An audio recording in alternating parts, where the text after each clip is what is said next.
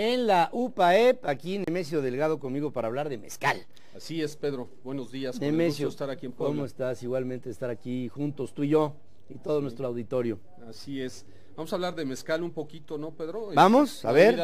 Una bebida compleja, ¿no? A la hora de probarlo tiene muchos tonos, una bebida compleja. Es diferente al tequila, aunque los dos proceden del agave. Yo creo que el mezcal resulta mucho más interesante en muchos sentidos. El tequila es festivo, el mezcal es un poquito más reflexivo, te lleva más hacia la introspección.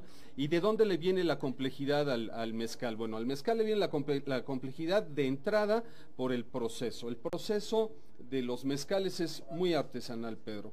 Hay un corte del agave, después el agave pasa por un proceso de cocimiento en estos hornos cilíndricos que están debajo de la tierra, en donde los prenden con la leña. Barbacoa, ¿no? Sí, como así, de ese estilo. Los prenden, son de piedra, pero los prenden con leña. Y ahí cuecen las pencas del agave durante 3 o 4 días. De ahí le viene el carácter ahumado al mezcal. Carácter ahumado. Yo en mi bisoñez de descripción te diría que a mí el mezcal me sabe ahumado, largo y con un dejo terroso. Tierra, sí, muy a tierra. Sí. Fíjate que bueno, después del cocimiento viene la molienda, que también es artesanal, luego viene la fermentación, que se deja ahí en unas tinas de madera, y luego viene la destilación. Pero luego tú dices, bueno, pues ese es el proceso, y bueno, finalmente el mezcal es un producto con un carácter ahumado, ¿no? Bueno, pues hay otro factor que importa mucho, ¿no? Y que tiene que ver con qué tipo de agave se utiliza a la hora de hacer un determinado mezcal u otro, ¿no? Y entonces en cuanto a variedades de agave hay más de 200. Y pues hay ciertos tipos de agave que son muy famosos. El más famoso de todos, el más reconocido de todos es uno que se llama Tobalá. Es un agave pequeño, es un agave que está casi extinguiéndose. Y es un agave muy caro, por decirlo de alguna manera, ¿no? Entonces está en este extremo, está el Tobalá, y luego tienes el otro tipo de agave que es espadín. El espadín es el que más se usa, y efectivamente este tipo de agave espadín, que es el de uso más generalizado, su carácter es eminentemente mineral, terroso, de ahí que saques tú un poquito esa esencia, ¿no? Esencia, como sí. conclusión, a mí me aparte el mezcal acompañado con la sal de gusano y naranjita y la naranja le da un tono y una presencia de ánimo muy interesante en lo que llaman ustedes, chamacos, el precopeo, ¿no? Ese precopeo antes de la comida, ese precopeo de el mezcal se me hace en toda medida, se me hace muy interesante. Fíjate que justamente por esa complejidad también el mezcal, creo yo que es una bebida que se marida muy bien con comida mexicana, ¿no? Que va muy bien con comida mexicana, y que con el consumo correcto, con la cantidad de consumo correcto, creo que va muy bien tanto antes como durante la comida. También hay... ¿Estuviste a punto de decir después? Sí, es que hay ciertos mezcales que son añejos que vienen muy bien como digestivos, ¿no? Y hay otros mezcales que les llaman, en general hay una categoría de mezcales, te acuerdas que en el tequila es blanco, reposado y añejo, en el mezcal también, pero hay una categoría adicional que son los mezcales abocados.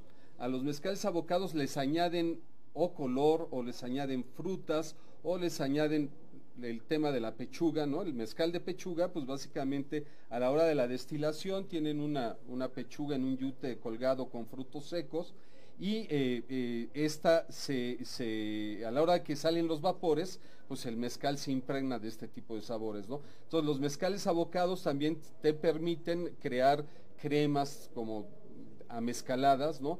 Que sirven también mucho como postre y como digestivos, ¿no? Entonces es una bebida que es muy versátil en ese sentido, ¿no? Muy versátil en ese sentido, el mezcal en función de su consumo y la diseminación del mezcal como una cultura, está muy detrás del tequila, Sí. pero ha venido avanzando a pasos cualitativos de una manera avasalladora en los últimos, digamos, 5 años. Sí, Pedro, fíjate que el consumo del mezcal crece en un casi 40% anual en los últimos tiempos, y la cantidad de lugares en donde se expende o donde se vende mezcal ahora también ha crecido de manera exponencial. Lo que se produce de mezcal no es ni siquiera el 1% de lo que se produce de tequila, pero es normal. Ni el 1%. Ni el 1%.